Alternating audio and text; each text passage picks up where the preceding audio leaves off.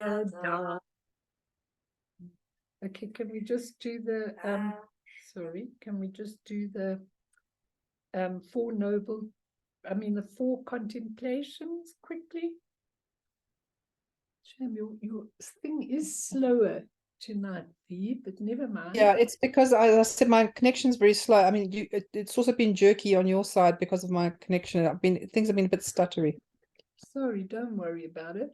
So these are the four limitless contemplations, which are everything that we are trying to attain for. May all beings have happiness and create the causes of happiness. May they all be free from suffering and creating the causes of suffering. May they find that noble happiness which can never be tainted by suffering. May they attain universal impartial compassion, free of worldly bias towards friends and enemies. Semchen tamche dewatang dewe jutang den pa jutik, dungal tang dungal chichu tang tra wajutik, dungal mepe dewa tampatang minra wajutik, Nering chak tang ni tang trawe tang nom chenpo la ne pa juchi. So tonight we're going to do the Vajra speech again, including mantra, sound, breath, and energy. And this is part 2. I will give you a little bit of a summary of part 1, but I want to say that after the group last week, I said to my husband, who was silent afterwards in the room, and he's not here yet, so I can happily talk before he comes anyway. But I said to him, how was he with the topic of Vajra speech? So he said, I can't really relate to those kind of subjects that you teach. He said, I can understand there's more to speech, but I can't relate to Vajra body, speech, and mind. And I'm bringing this up because I really think it's true. I think that a lot of people in samsara are extremely intelligent, okay, but they can't relate to non-tangible things beyond the intellect. And your speech, what you say, the words that you say, is one tiny iota of what speech really is when you look at enlightened speech. It's really important. And the whole thing of going beyond the intellect is very important because our deep samsaric patterns keep pulling us away from 3 things: the truth of who we are, the truth of what happens after death when ordinary consciousness dissolves. I mean, when your ordinary consciousness dissolves, that's it. You have not got ordinary body, speech, and mind any longer. It's gone, absolutely gone. So what happened, the truth of who we are, the truth of what happens after death, and the truth of how life could be if we went beyond the ordinary sense consciousnesses. If we're able to go beyond that, life would be completely different. And I answered him by saying that Vajra, or enlightened body, speech, and mind, are beyond our imagination, yet they're our divine inheritance. They really are our divine inheritance. And like ordinary bodies, it's like ordinary body, speech, and mind, your intellectual mind, your ordinary body that's aging and sick, it's like they provide a thick cover over what our potential is in functioning with enlightened body, speech, and mind. And all I'm going to say is, can you imagine having a body that never gets sick, never ages, never wrinkles, never does anything like that? A body that can go on and on and on, and a near manakaya that can be there for everybody around the world and in the universes. I mean, imagine not having a body that aged or got sick or died. Can you imagine having speech that reaches everyone in their own language, at their own level, without a microphone, never hurting, with total compassion, even when it's firm, with total compassion, and the people around you understanding everything. Just think about how many people, oh, poor Fiona got bumped off. Imagine how many people in the world are misunderstood, and how many people actually, when you say something and you say to the person, you didn't get me. I didn't mean that. I wasn't talking about that. When you actually say that, it's unbelievable, because you realize how having Vajra speech or enlightened speech is total perception. All your energy, all your breath, all your underlying things. And with ordinary speech, what happens with the energy of our speech is that the clashes, all the negative emotions come through our speech. And that's why everybody's always hurting everybody else. That's what actually happens with ordinary speech. So imagine having speech like that. I was explaining it all for your benefit, never mind. And thirdly, having a mind that knows everything about everything without ever opening a book or ever studying or ever, and never forgetting, and having perfect recall. I mean, Yeshe Tsogyo, when she was with Guru Rinpoche, she had perfect recall. So when he gave her something, I mean, my brain is so dick that I've got to read things and write them down. He agrees with me. I've got to read things and write them down absolutely and totally. And I've got to then go back, and a few months' time, don't even remember what I wrote there. I know that it's there, but I don't remember what it is. Perfect enlightened mind is when you can recall everything, when you can do everything. And I think it's really, really important. And that's how it would be in an enlightened age. There would be no wars, there would be no hatred, there would be no persecution, there would be no egos, there would be no unhappiness. Where's Eugene tonight? John Lennon's Imagine. There would be no suffering, and on and on and on. Surely we owe it to ourselves to understand this and start the process of change in the whole universe. And the next Buddha, Maitreya, he will bring loving kindness, which will permeate the world. But the high teachings, where you can jump over to get enlightened, will not be there except for very, very few, because that all gets withdrawn, because he's got to come to bring loving kindness onto the planet again. So these teachings, a lot of these teachings will not be available, but there will be kindness and beauty of that nature, but you won't understand them. And meanwhile, right now, this Vajra Thunderbolt perfection teachings are here for those who would hear. And as I said last week, the sound of Dharmata, that's called the sound of silence. And you practice it. Don't live with only what you can see, what you can hear, what you can believe, because it's such a vast plane of so many things. That inner sound, I was telling you last week, I said to Taisitu Rinpoche, I said, please teach me how to hear that inner sound. And if you sit quietly, you can hear that inner sound. It's like an ongoing vibration that goes on and on. And when you die, it's the most amazing thing, because when you die, you actually have sound, light, and rays at an incredible vibration. So when the ordinary consciousness dies, you have an incredible vibration that is a very, very loud sound of Dharmata. You have the vision of the most beautiful, lucid rainbow colors. You have the most beautiful, pure light that you see. But people are really frightened when they see that, unless you can train while you're in a physical body. And it's really possible. And these teachings teach us to train. So Fee, I'm going to just make you co-host in case you got off again.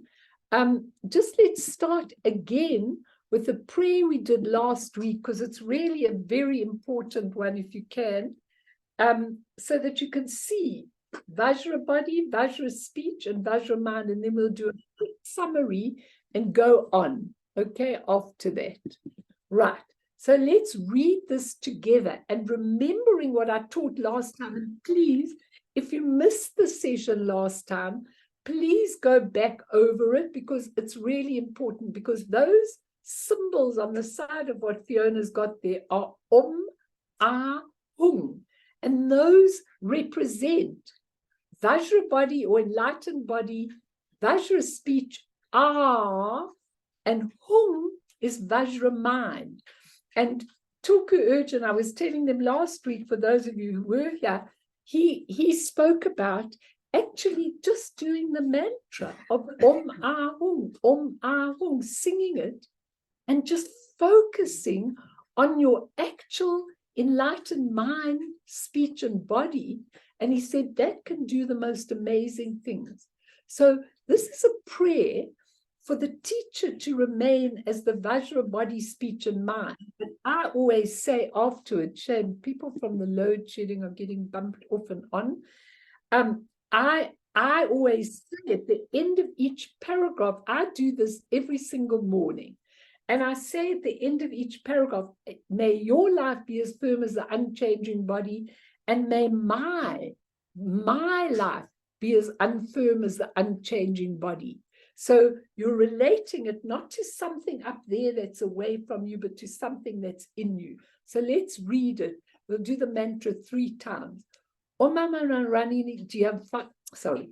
Om Mama Rani Jian Taya Swaha. Om Mama Rani Jian Taya Swaha. Om Mama Rani Jian Taya Swaha. That's actually a beautiful mantra of Manjushri, who represents wisdom. So let's read this in English together. Your indestructible Vajra body of great bliss, visible and yet empty, fully adorned with the youthfulness of the major and minor marks. The marks are the special qualities when you have an enlightened body. It is the marvelous embodiment of the victorious ones, the near Manakaya to teach beings. May your life be firm as the unchanging Vajra body. Now, we were talking last week about the unchanging Vajra body. The real enlightened body is unchanging, doesn't age, doesn't get sick, doesn't do any of those things. And then the next verse, your unobstructed Vajra speech, audible so you can hear it, and yet empty. Empty doesn't mean nothing. It means full of possibilities. So remember, when you are speaking, all that energy that you are giving has got a vibration. And if you're angry, you can hear the vibration. You'll be shouting, the klesha, the negative vibration will come through you. The energy, your breath will be tense. That's how the breath and the mantra all tie up together. So your unobstructed Vajra speech, audible and yet empty, voice of the profound and secret teachings endowed with 60 qualities. Now, those 60 qualities, I actually have got a beautiful paper on them, but I thought, let me just give you one more on Vajra speech, but just to give you an idea in case we don't manage to finish, because I want to really spend a lot of time on the mantra recitation, which I think is really so important.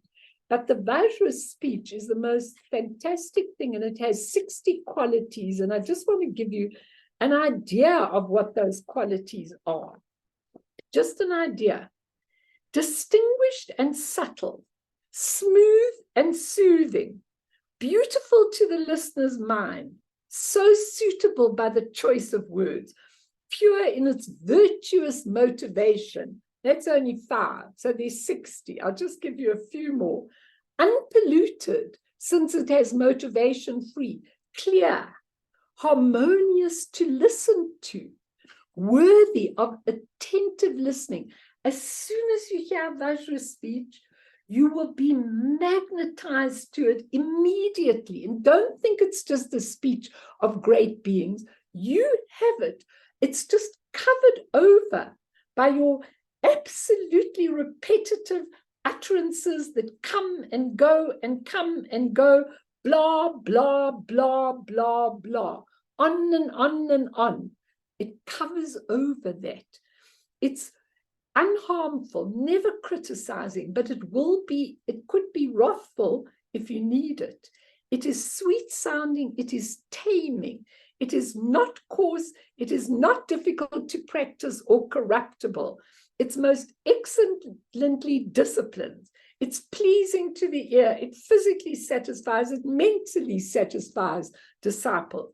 And on and on and on. Soothes the mind, annihilates grief, universal listening, total intelligence, utterly clear, joyful, omniscience, reason. It's articulate, and then it gives a whole lot of comparison. It's not arrogant, it's unperturbed. It employs the significance of terms, and on and on and on. It's faultless. I don't think you need any more. It's never rushed. It's always perfect. Now that's called Vajra speech. So it goes there. Endowed with the 60 qualities is the Sambhogakaya, manifest in accordance with the inclination of beings. May your life be as firm as the unceasing Vajra speech. Now, Vajra speech is called unceasing. Okay, unceasing. Our intermittent utterances that come and go and perish of our ordinary speech blocks it, absolutely blocks it. Our negative energy blocks it. But when you look at the unceasing Vajra speech, it goes on and on and on, not always with words. Just when you sit in the presence of a being that has Vajra speech, you are just magnetized. Even when they stop speaking, you still feel the energy coming to you in a beautiful way.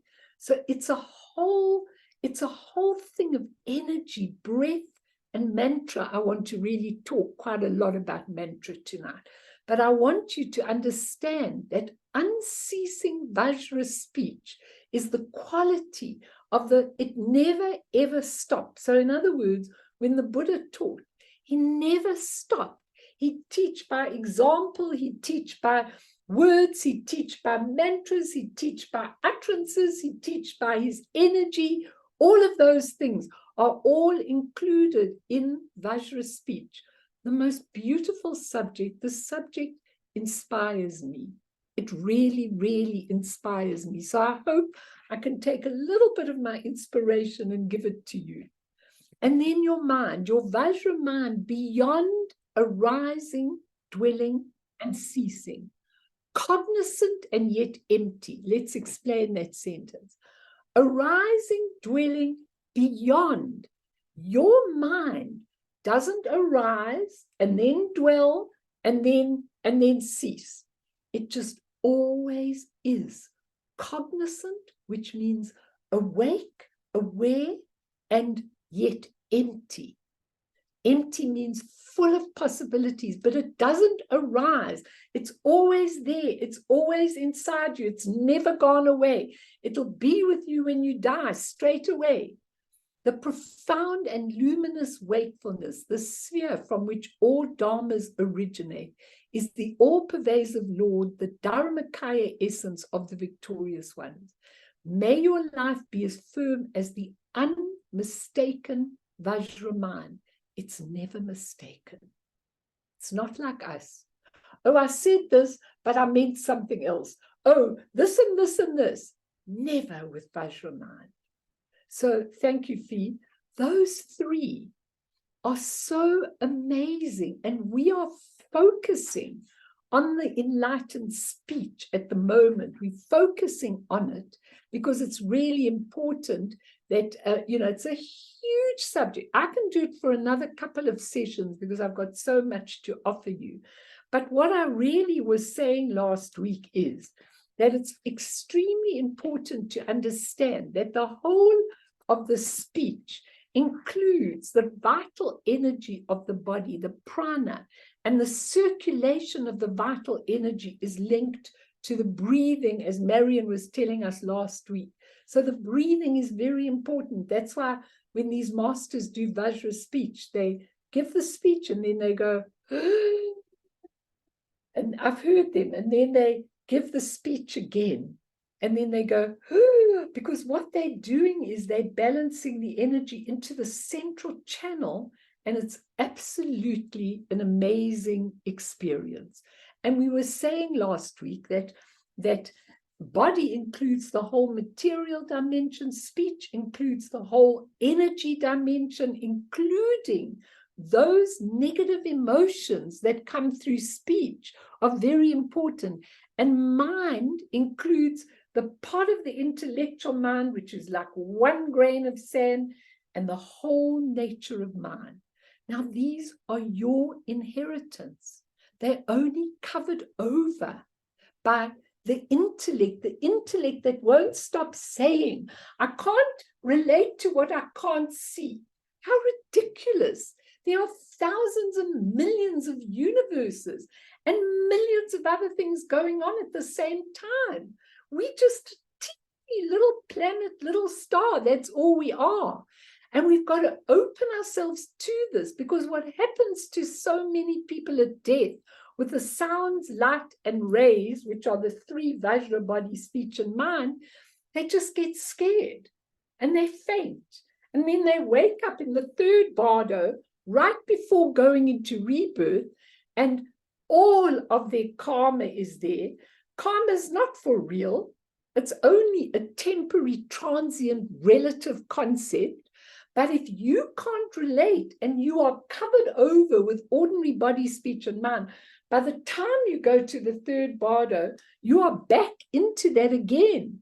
And then you get catapulted into yet another life, a relative life where you don't know that these magnificent qualities are covered over.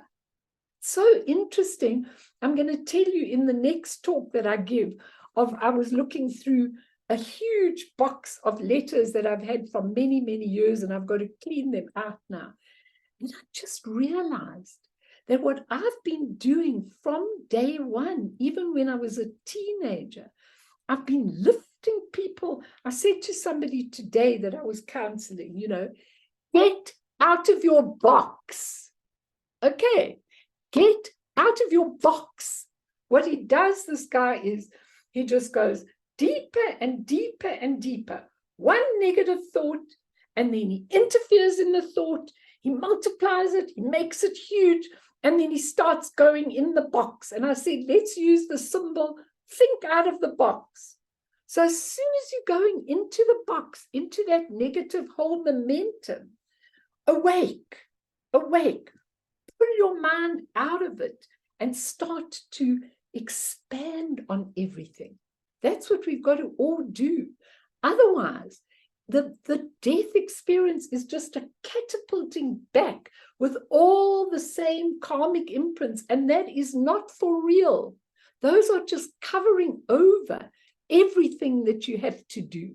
So last week we were looking at all the different threes, the ah, hum, and we were looking at the essence, which is the full emptiness, the nature, which is luminous, and the unlimited compassion, which you have when you go into a Vajra body, or mind, speech, and body, or Dharmakaya, Sambhogakaya, Nirmanakaya. And when we do the practices, it's all there. Because what we're doing is, we're taking we should always start a practice with absolute stability in that empty essence. And then we start to create this luminous being out of the emptiness. And then we become that being. And when we say the mantra, that is the electricity, the magic of that being. And I'm going to show you what the mantra does. And then at the end of that, we have to dissolve into emptiness to be recreated. So the three elements of Vajrayana practice. First the dissolution, then the creation, the mantra recitation, and the dissolution again. We have that with absolutely everything in our lives. And when we begin to understand that a thought comes out of emptiness, when we clutch onto it and use the intellectual mind to analyze it and everything, all we're doing is we're covering over Vajra mind. When we go on and on and on with blah, blah, blah, blah, blah, we're covering over that pure Vajra speech, which is ours. And it's all, I was saying last week, it's all the communication of everything in your life depends on that. It's your inner breath, your inner energy. And what happens is we rely on words to convey our thoughts, and we trust that people will get the meaning. But the sense of Vajra speech develops from becoming aware of the inherent emptiness of the speech, the space around the words, the silence that envelops it. And the speech is the creative power, the power of the mantra, and the transformation of your ordinary speech into your Vajra speech is by the power of the mantra. It doesn't matter what mantra you're using. Even if you're using Om Ah Hum, or you're using Om Mani Padme Hum, or you're using Om Ah Hum Benza Guru Pema Siddhi Hum. I mean, that Om Ah Hum Benza Guru Pema Siddhi Hum, I've got a whole big thing. I'm not even going to give it to you. There are here about 1, 2, 3, 4, about 10 interpretations of the mantra, because it covers everything. It's electric, it's energy, it's everything we do, but we don't concentrate enough on that. We're so busy, when we're doing a practice, we don't concentrate on the mantra. I'm going to tell you that in one moment. But what I want to just say, and then we'll go on to the mantra, and I'll give you a chance to ask questions. So the Sambhogakaya, the Dharmakaya, is your absolute essence that you return to. The Sambhogakaya is on the next level. Chenrezi's a Sambhogakaya, compassionate deity. The Sambhogakaya is where you enter with the most beautiful vibration of rainbow energy, where you enter the rainbow energy. And when you look at a Sambhogakaya level, it's always got the 5 perfections, a perfect teacher, a perfect disciples, a sangha, a perfect teaching, perfect time, and perfect place. And in fact, if you read in all the sutras, the tantras, and everything, that Sambhogakaya deity, he creates his own disciples, and then those disciples are exactly the same level as him. But when he does a teaching with Vajra speech, they ask questions and they already know the answers, but they ask the questions so it can be recorded, so the teaching can come to us. It's the most phenomenal thing, how it works and what it works. So before we actually go into the Vajra speech, into the mantra, does anyone want to ask? Does anyone want to say? Does anyone want to talk anything? Because I've given you a whole pile of things, but please go back to that first session, because it really explains this all in very good, great detail. So anybody want to say anything? Mel, if I can come in? Please, Fee, I hope it's not too jerky, because the bandwidth's low. I can perfectly.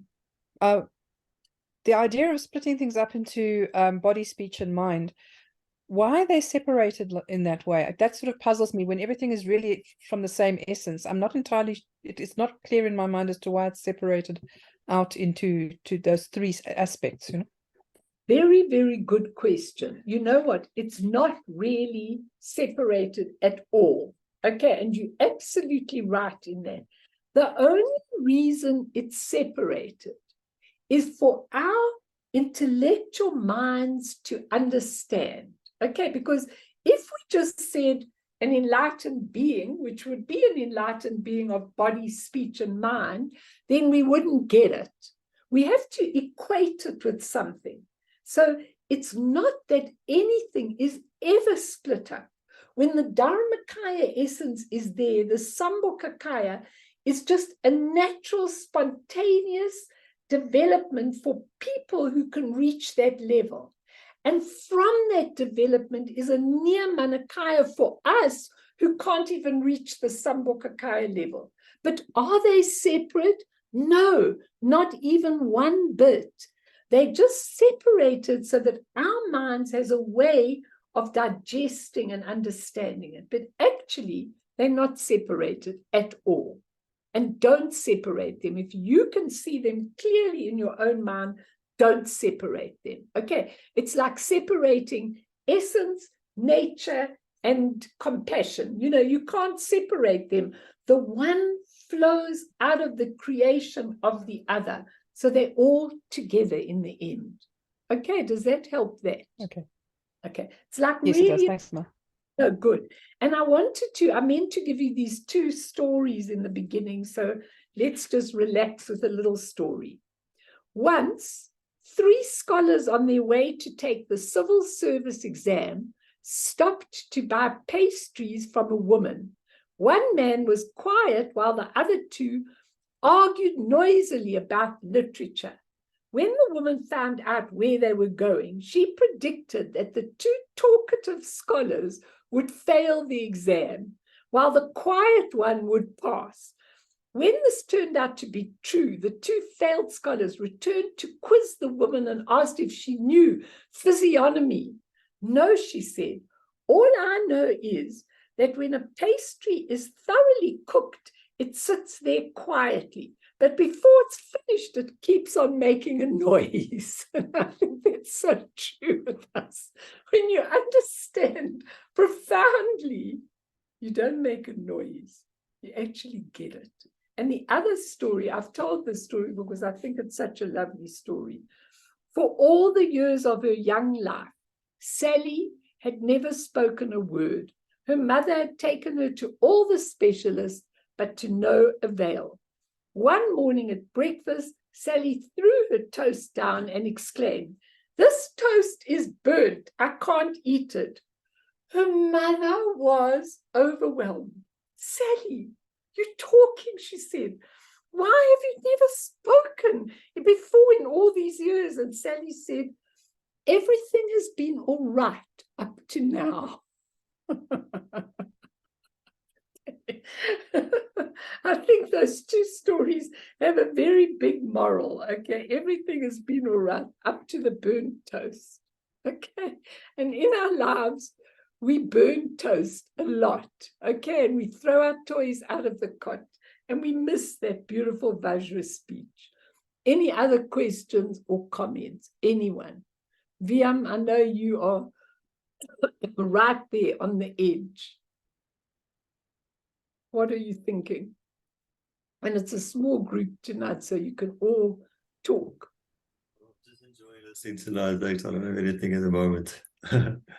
Okay. Mart, do you want to?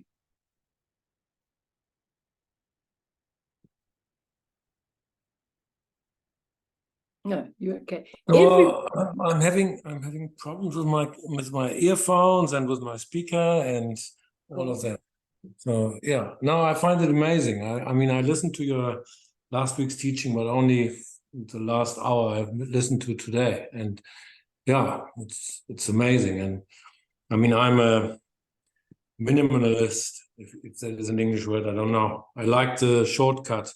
I think you said something. Tulku Urgent said, if you can't do your practice in the morning, you just go to work and go ahung, ahung. Yeah, yeah. And that's fine, and that is a shortcut. But if you go omahung, and your mind is on the job, on the this, on the that, on the this, and you're just muttering the mantra under your it won't work.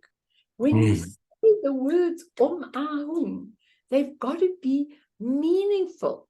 Now I've got this thing on mantra recitation, and I love what they say at the end, because I'm going to tell you the mantra, but I love the story.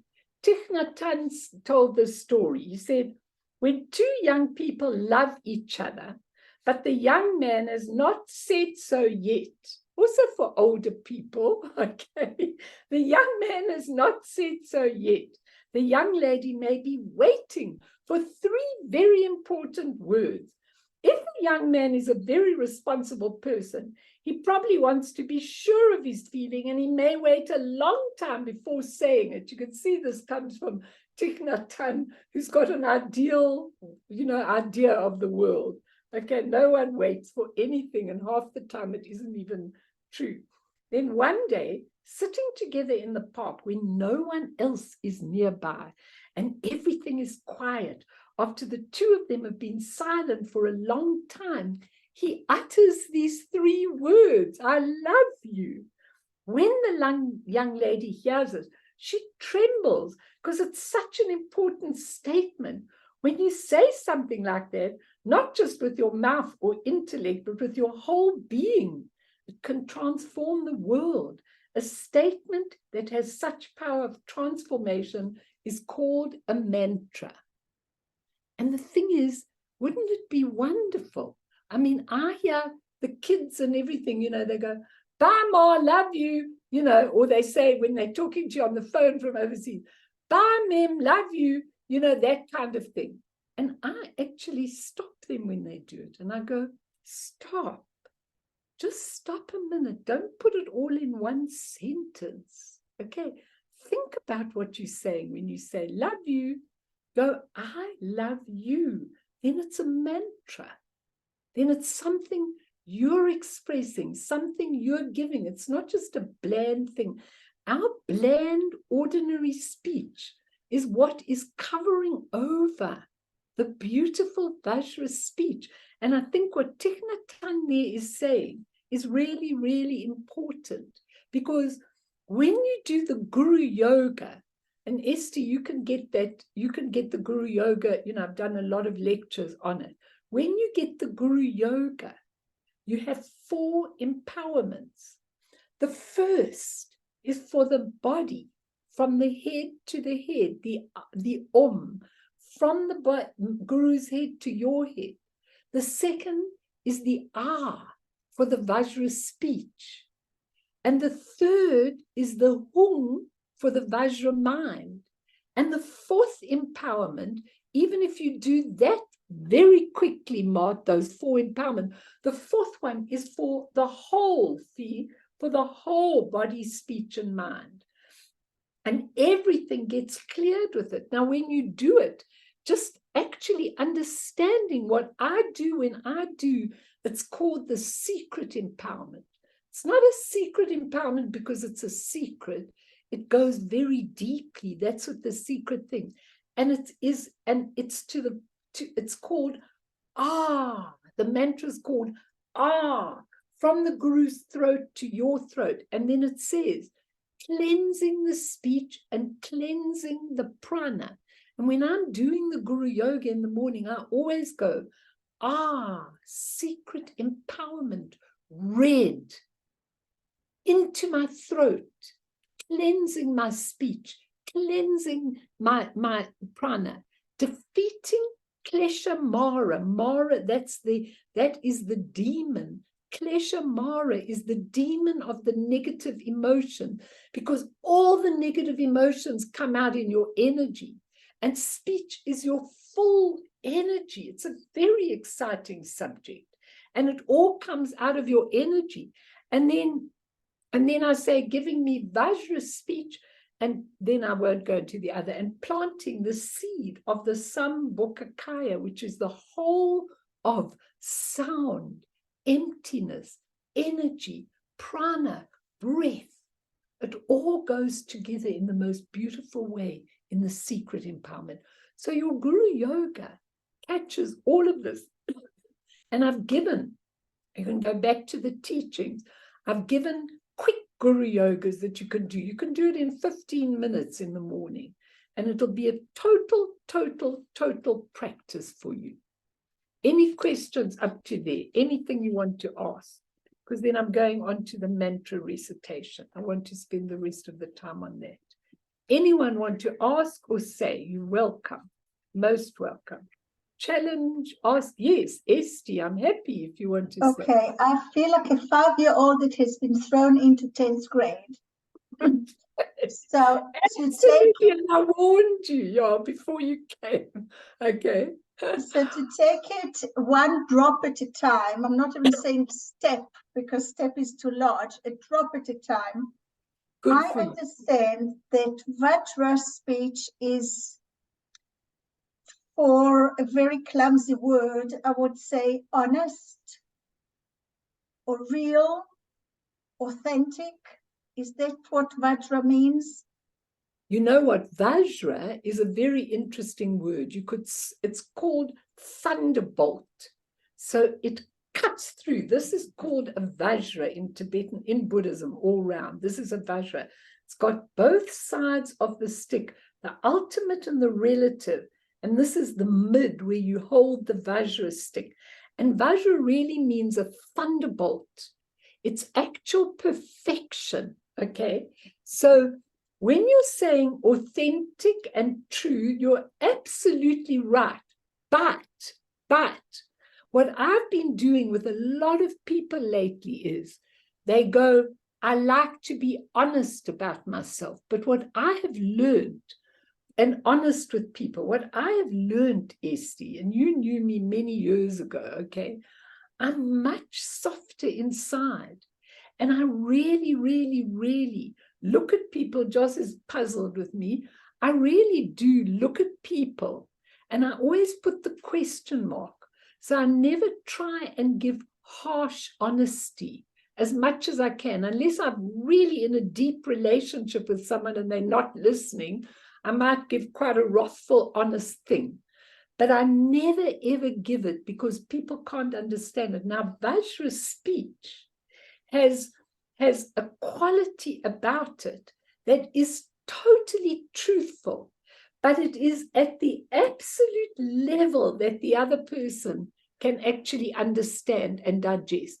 Because very often, in my much earlier days, I would say a lot of honest things, and it would be very hurtful for people because they couldn't digest it. And I hardly ever do that. I mean, I really absolutely try and not do that anymore. So there is an essence of being absolutely perfect in your speech and your non-speech, just right for those people. When the Buddha taught with Vajra speech, he didn't need a microphone. There were tens of thousands of people listening to him. Everybody could hear, and everybody could hear in their own language and at their own level. That's what Vajra speech is. I'm really give my eye teeth to develop Vajra speech, but I'm probably not going to get it in this lifetime. But just knowing what it is so magical, because you realize that your utterances, you know, when I sit down to a group and I'm going to teach, you know, and I really like to give way for that enlightened mind to teach through me. So I often don't do what I've got written down, you know, and that's the development of Vajra speech. It's spontaneous. It is truthful, but at a level that other people can understand. Okay. Anyone else? Anyone else? Are you all okay? Okay. So let's go to James Lowe on the subject of the mantra. I was starting it last time, but I actually want to do it very, very more detailed tonight. So a mantra, he says, is not a magical function. It's not creating its result because it has some special power. It is a cog in the wheel. It drives activity. When you put on the electric kettle, You press the button which joins the current. Then the energy flows and the water heats up. Similarly, the mantra is a means, and this is very important for all of you to understand. The mantra is a means of establishing an energetic connection which continues as long, which continues as long as you are reciting the mantra. That's why Tibetans do lots of mantras, because mantras perform the essential activity. Otherwise, he says, I said this last week, you go to town, you buy tea, milk, sugar, come home tired, put water in the kettle and wait. But the kettle never boils because you didn't press the button. And the button is the mantra. And he says, some practices are very, very long, and you can spend a lot of time not doing the key things in a practice which make a difference. He says, in that sense, it's better to do a shorter Vajrayana practice and spend a lot more time doing the mantra than doing the big practice and have no time to do the mantra and the meditation thoroughly. He says Lama's autobiographies tell us not how many times they did the puja, not how many times they did the sadhana, but how many millions of mantras they did. Now, this is so important because when we take the mala beads and we start to do the mantras, it's not important to count. You can count, of course, because they count.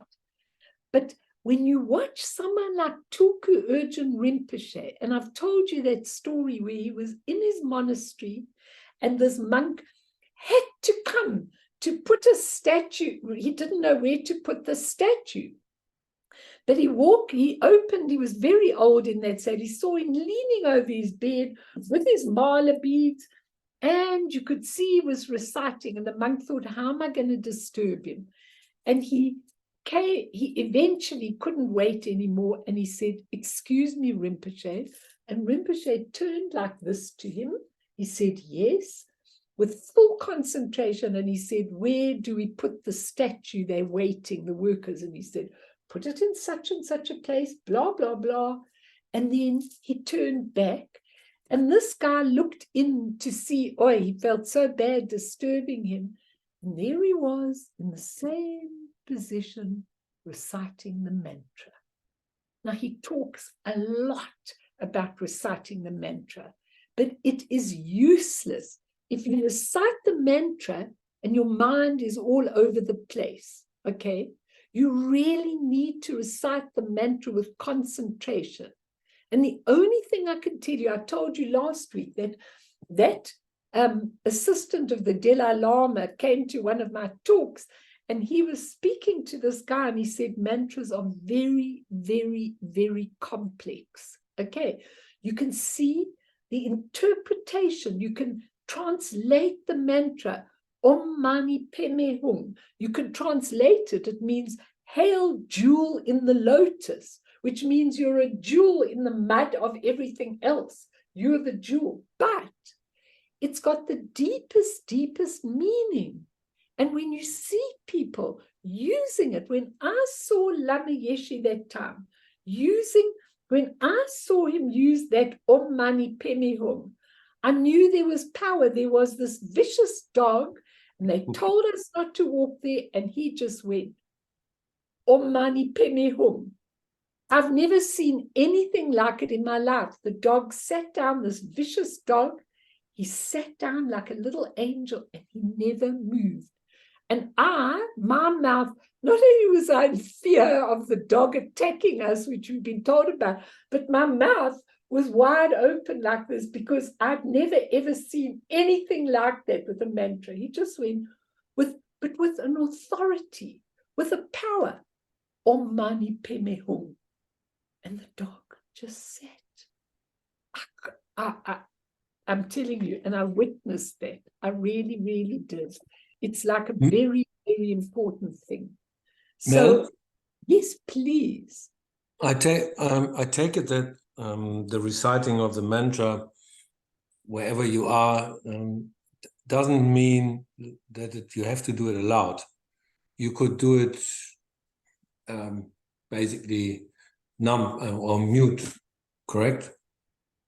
Absolutely, absolutely. You could do it in your head, and I usually do it in my head.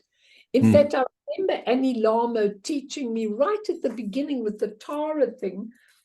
She said to me, listen, whisper it. She said, your collar must hear it. Your collar. I don't know what she used. Your collar. In other words, it must just be loud enough.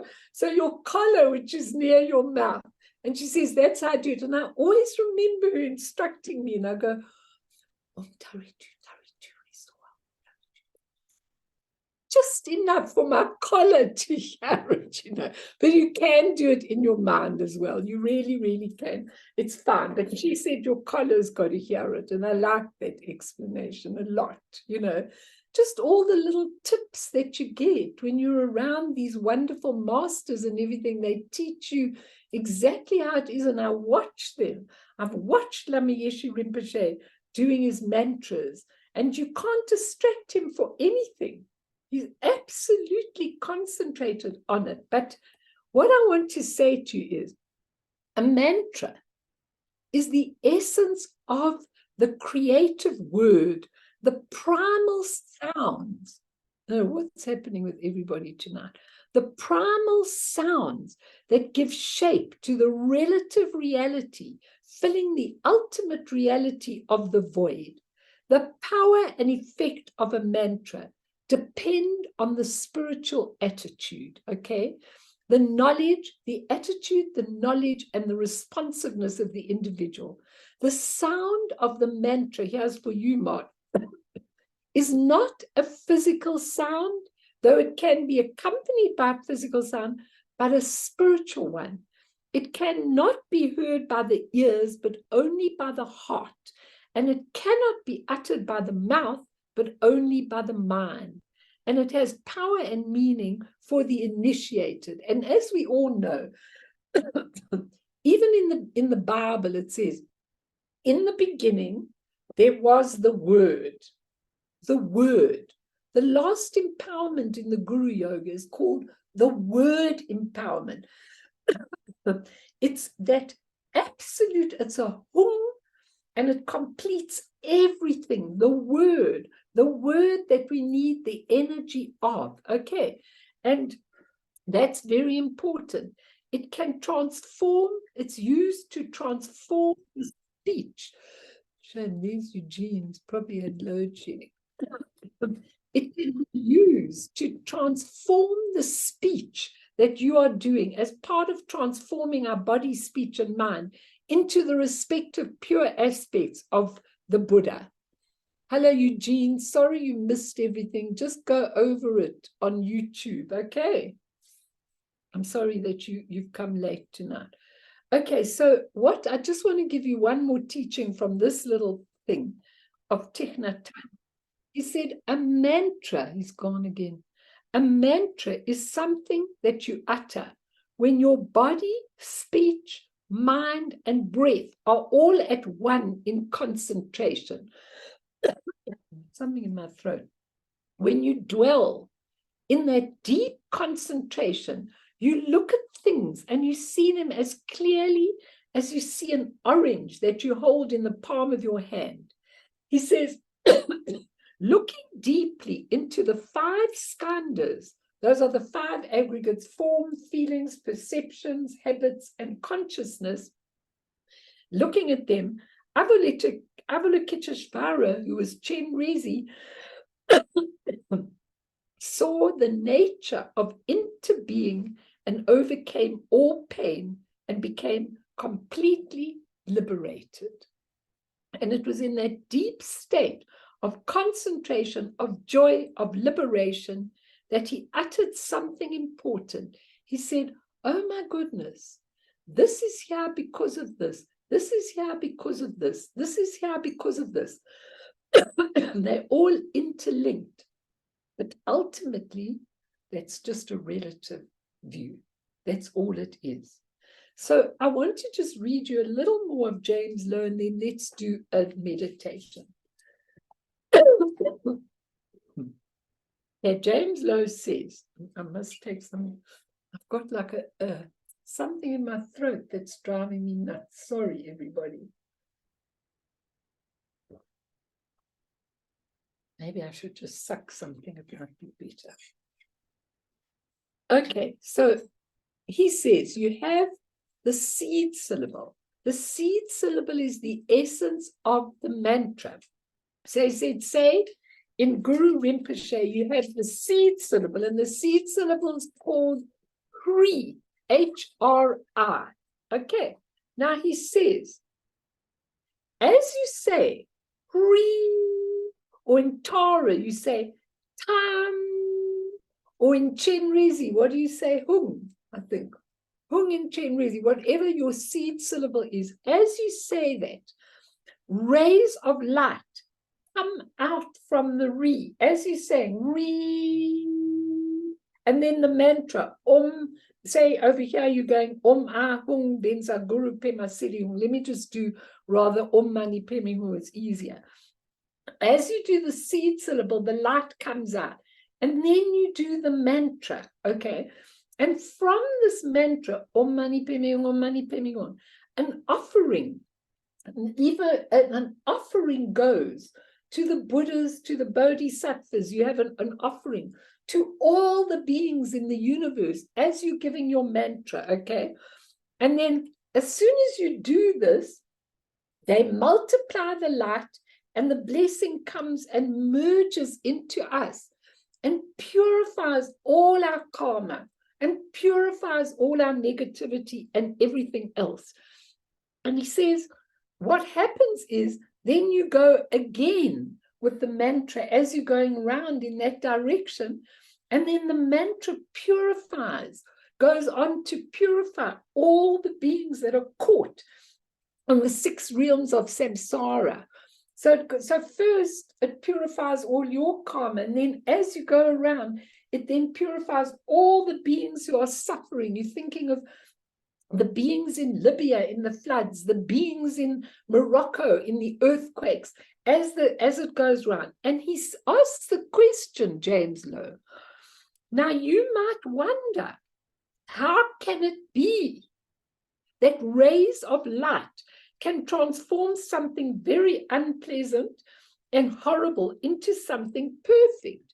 He says the reason you can't do that is because you don't see that actually this is not ordinary light. Ordinary light, if there was a cupboard here, ordinary light would just bounce off the cupboard, because I'll see the cupboard is solid and the light bounces off the cupboard. But this is wisdom light. This wisdom light, nothing is concrete. So it can go into all the realms where beings are in hell realms and they're going through the most terrible, terrible times, and it can transform them just by the power of your mind and your Vajra speech. It can go in. That's what most people do in their prayers. I mean, lots of you do prayers where you're asking, you're actually saying, I'm praying, like you did tonight. I'm praying for all the beings caught in the floods, all the beings caught. And so we don't really believe it. But because wisdom light comes from the mantras, it's able to transform everything. And those people who are suffering, if they even have a glimpse of a different life, they're out of the realm, they're out of their suffering, because the suffering was never tangible. So they're right out of that suffering. One thought and they're out of that suffering. And so when you learn Vajrayana, it says that the mantra's got 4 compartments to it. Approach, close approach, accomplishment, great accomplishment. Those are the 4 aspects. You can read up on them. And as the mantra goes round, as you're doing it, it's just purifying. That wisdom light is purifying. If you've got a terrible family situation or a person in dire straits, you just take the mantra and the wisdom light actually goes and it transforms it into purity because it was purity in the first place, just covered over. So that light skims and takes absolutely everything over. And James Lowe gives a lovely analogy because he says, I'll explain something to you. He says, I was cooking on the stove. Even the sweet is not doing it. Sorry. I've got this itch in my throat. I think it's from the pollen. Okay, he says, he was in the kitchen cooking. And he says, so you could say he was in a vibration of cooking. Don't know what to do with it. It's terrible. Give me a moment. He said, I was in a matrix of delicious food, cooking and smelling. And the phone went. He said, so I went to answer the phone, blah, blah, blah. And that matrix was turned into a burnt pot. You know what? I'm going to do a meditation with you. So I can recover from this. It's too terrible for all of you. I'm so sorry. I've got this itch and it just won't go away. I don't know what to do. I've taken a sweet. It's not helping. I don't know if it's the pollen or what. But here I am in a bad matrix in myself. Hope it's gone. Just give me a moment. He says, so the beautiful smelling cooking matrix in the kitchen was now turned into a hell realm and it was all burnt. He said, that's how quick things change. And we've got to learn with our mantras to transform things in a beautiful, from purity, from impurity to purity. And the mantra can do that. It's absolutely remarkable when you do it with concentration and power and everything that you've got. That's how it is. Why? Because everything is fundamentally pure, just covered over by all the crap, all the garbage, all the negative emotions, just covered over. So one glimpse at who we are, one glimpse, you will find so many times in my life, people were sitting before me and I thought, what am I going to tell these people? And suddenly I was telling them things, amazing things, quite surprised that it was coming out of me. Now that's called the beginnings of the Vajra speech. When you are in a beautiful state and you allow that speech to come through you. Questions, comments.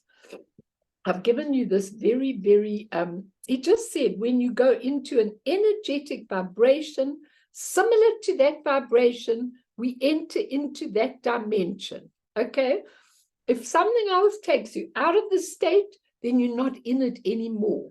So when I used to go in my sleep state and teach people in the hell realms, they were in these things where it just repeats and repeats. The ugliness repeats. The mountains collapse on them and they burn. The skin gets torn off. This is all in their minds.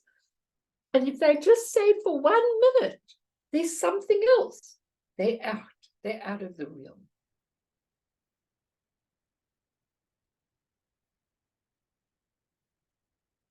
What do you think of what I'm saying with the mantra? It's very fascinating. Mel? Yes. Okay. Can I ask, so in somehow I would think or that let's call it all mantras would be the same as, at the end of the day. On the other hand, we know, or I've at least been told, the Tara mantra is maybe for fearlessness, and Chenrezig mantra is for compassion, and the 100-syllable mantra is maybe for purification. So does it actually matter, or is it more that I may personally have a personal connection to a mantra more than another? But let's say I have a relationship to the Tara mantra, but the situation would possibly call for the 100-syllable mantra because it's now we need to purify something. You see, I think that's quite important, because I think that if you're in a situation where you really need compassion, it would obviously be very good to use Chenrezig or Mani Padme Hum. Okay. Yeah. But the thing is that in actual fact, all the mantras cover all the things, in fact. Okay. Mm-hmm. I mean, if you've got an affinity to a particular thing, even the Hum or the seed syllable, I think it's really, really important to understand that this is just an energy vibration. It's an electricity. Okay. So wherever you are, I do try, like for instance, if someone's really sick, I find the Medicine Buddha mantra unbelievable. Okay. Now, what I've done with lots of people, I've got the Medicine Mantra Buddha on my phone. And then when people are not well, or they're emotionally this, or they're emotionally that, or they're really sick, I send it to them. And I've had the cheek to actually send it to people that are not even vaguely on a Buddhist path. Okay, I've actually said to them, would you mind if I send you the Medicine Buddha mantra? And they've said, please do. And I've just said, visualize blue light around you, or blue light in the area that you are really having trouble, and put the mantra there. Just listen to it. I'm sending it to you. The results are phenomenal. They're absolutely phenomenal. But for the same price, I could give the Tara mantra to them. I could give them Mani Padme Hum. I could give them anything. But what I tend to do with people is I usually give the mantra according to what that deity stands for, what that inner quality is, whatever they're needing. But I think that all the mantras, I think that a mantra, you've got to look, if you just look at Vajra speech is actually is the creative sound. It produces everything. And I just want to read you this quickly. James Lowe says, for all sounds, maintain the state of sound and emptiness, free of all involved thinking, quite unaffected. Sound and emptiness is the Buddha's speech, which never becomes limited. And you pray to it. He says, sound or hearing is difficult sense to turn off. Emptiness doesn't mean we can blank off the sounds. What we're concerned with here is how to take the sound's meaning to be really existing. This is why we do the mantra, because all mantras are sound and emptiness. Okay. And he goes like this in his thing. He's funny. He goes, om, om, wah, wah, wah, wah, blah, blah, blah, blah. And then he goes, that's what it's doing.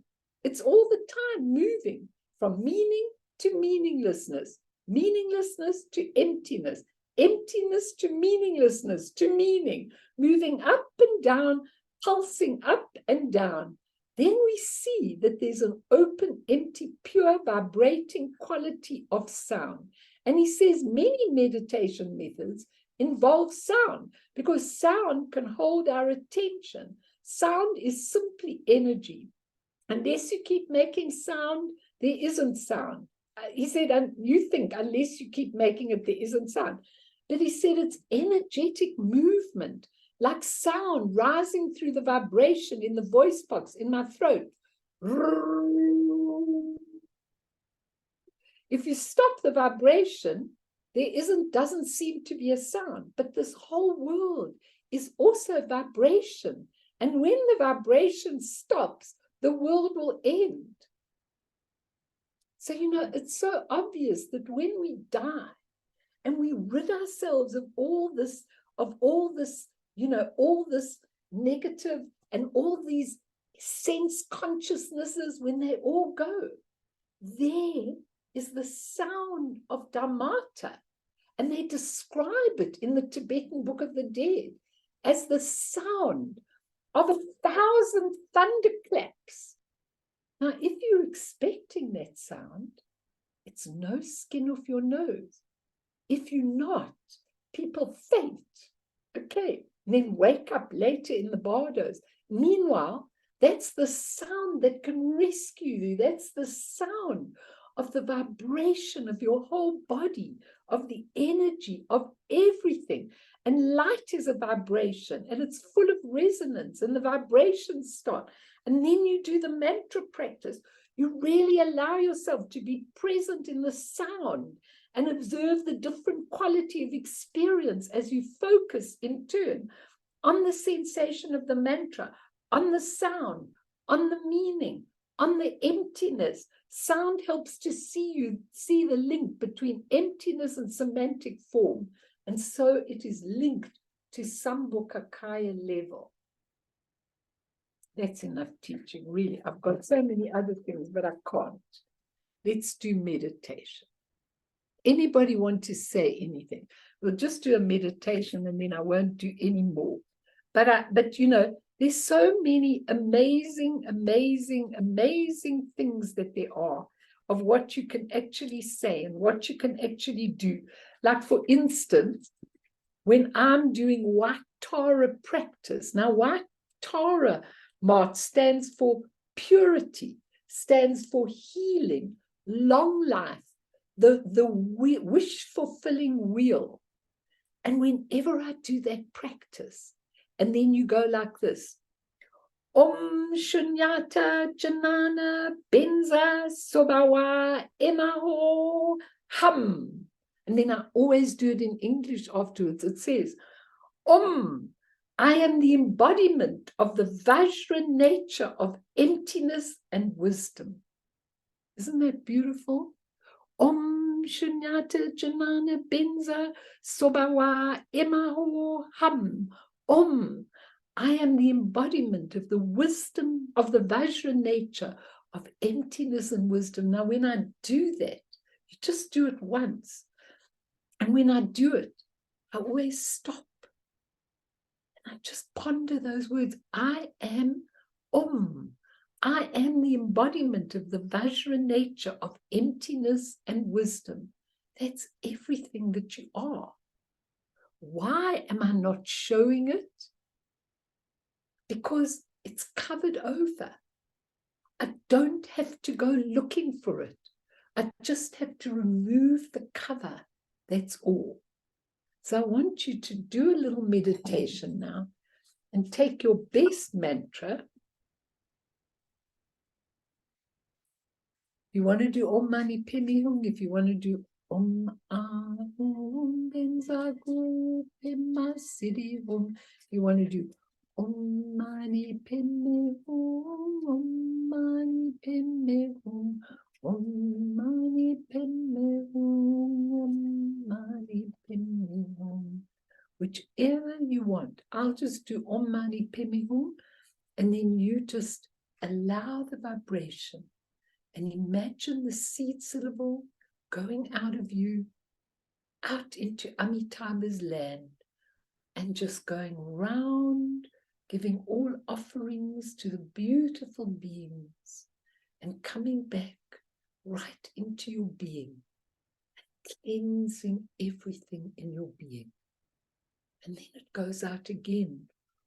Om Mani Padme Hum, Om Mani Padme Hum, Om Mani Padme Hum, Om Mani Padme Hum, Om Mani Padme Hum, Om Mani Padme Hum, Om Mani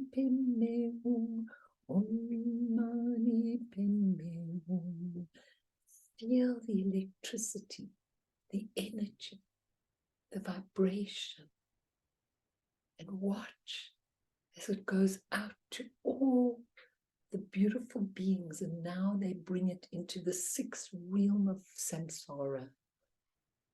All those suffering from hell, being in a hell state of mind, anger and bitterness and resentment, and to all those of the hungry ghosts who can never get enough, stealing and taking and never being satisfied, to the animal realm, all those animals who are suffering and being eaten and frightened and instinctive and really having a hard time, to the human realm, for all the bereaved people, the suffering people, the people going through natural disasters, unnatural disasters, wars, burying their loved ones.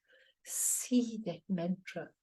Om mani padme hum, Om mani padme hum, Om mani padme hum, Om mani padme hum. You continue. See it going to the jealous gods, the people who are competitive, and really you carry on with the mantra. All the people who are suffering from competition and jealousy and rivalry, and the God realm, where people are totally oblivious of all the suffering they're causing, and of just being in this divine land like Hollywood, and not really being able to see, and suffering through a death, a long death. And put your mantra to all sentient beings. Om mani padme hum, Om mani padme hum, Om mani padme hum, Om mani padme hum, Om mani padme hum, Om mani padme hum, Om mani padme hum, Om mani padme hum. And see the beautiful compassionate light pouring over your being, clearing away all the debris, making you the most beautiful pathway right into the clear light, right into your Vajra body, speech and mind. Feel the energy flowing through you and feel it giving out as it goes in a clockwise direction. Om mani padme hum, Om mani padme hum, Om mani padme hum. Refresh yourselves with a drink of the light of compassion. Refresh yourselves and really move into a beautiful state where you can sing it and give it out. Om mani padme hum, Om mani padme hum, Om mani padme hum, Om mani padme hum.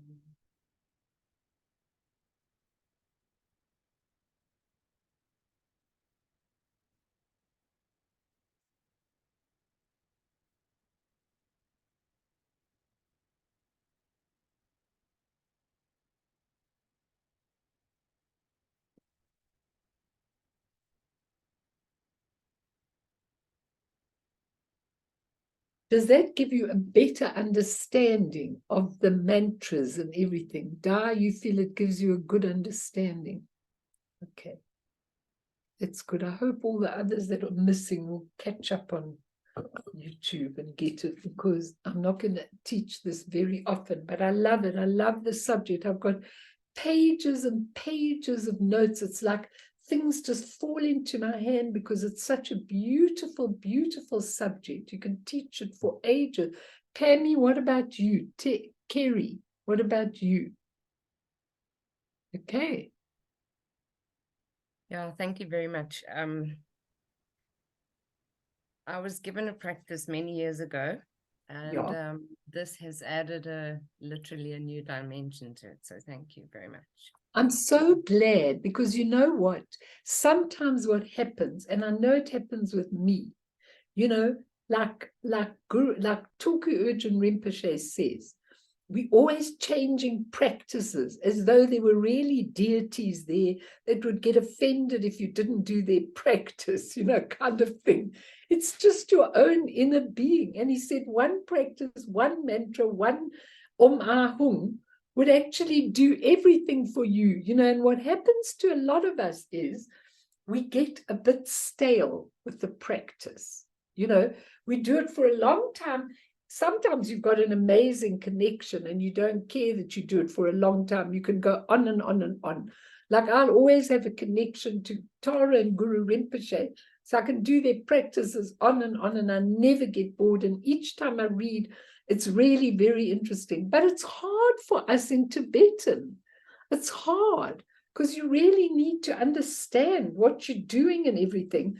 And you know, a lot of the masters have said, do it in English. Like when we did the English opening prayers, it's absolutely makes sense what you're saying. When you do it in the Tibetan, we often forget to read the English.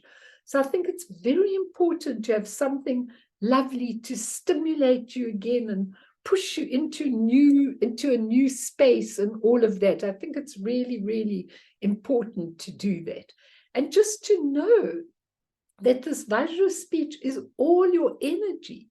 You know, the lotus family of Amitabha, there are 5 wisdoms, and the one is the lotus family. And their speciality of the lotus family is speech and communication. It's absolutely wonderful. Speech and communication is the most important thing in the world. How you speak, how you do everything is really, really important.